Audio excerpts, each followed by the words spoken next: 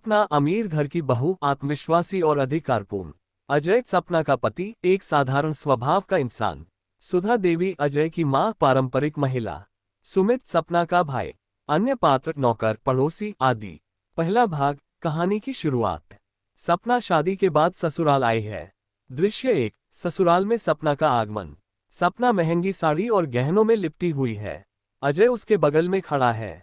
सुधा देवी सपना का स्वागत करते हुए, बहू तुम्हारा हमारे घर में स्वागत है। ये घर अब तुम्हारा है। सपना अहंकारी लहजे में, जी मान जी, ये तो मुझे पता है। वैसे भी मैं अपने घर को किसी और का समझने वाली नहीं हूं। अजय चुपचाप खड़ा रहता है। सुधा देवी थोड़ा असहज हो जाती है। दूसरा भाग, सपना की असली सोच। कुछ हफ्तों के बाद सपना घर की सारी जिम्मेदारियों को संभाल लेती है, लेकिन उसका रवैया ससुराल वालों के प्रति बदलने लगता है। दृश्य 2, सपना और अजय का संवाद। सपना गुस्से में, अजय तुम्हारे घरवालों को आदत है कि हर बात में मुझे शामिल करते हैं।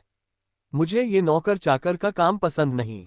अजय शांत स्वभाव में, सपना ये हमारे परिवार की परंपरा है। माँ चाहती है कि हम सब मिलजुल कर रहें। सपना हंसते हुए, तुम्हारे लिए ये सब होगा, लेकिन मेरे लिए नहीं। तीसरा भाग, सपना का नियंत्रण। सपना पूरे घर पर अपना अधिकार जमाने लगती है और अजय को ताने देती रहती है। दृश्य 3, सपना का आदेश। सपना नौकर से, सुनो आज से तुम मेरे पति के लिए काम करना छोड़ दो। नौकर हैरान होकर, लेकिन मैडम ये तो मालिक हैं।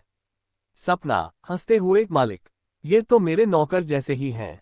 अब से अजय घर के छोटे मोटे काम संभालेंगे। अजय ये सब सुनकर चुप रहता है।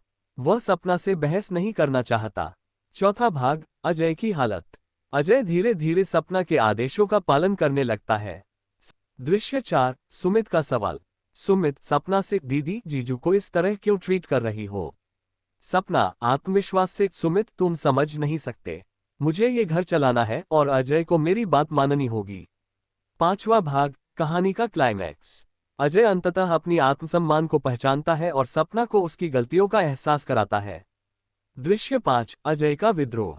अजय सपना से, सपना मैंने तुम्हारे हर ताने को सहा है, लेकिन अब मैं तुम्हारा नौकर नहीं बन सकता। मैं तुम्हारा पति हूं और मेरा सम्मान करना सीखो। सपना हैरान होकर, तुम इस तरह मुझसे बात कैसे कर सकते हो।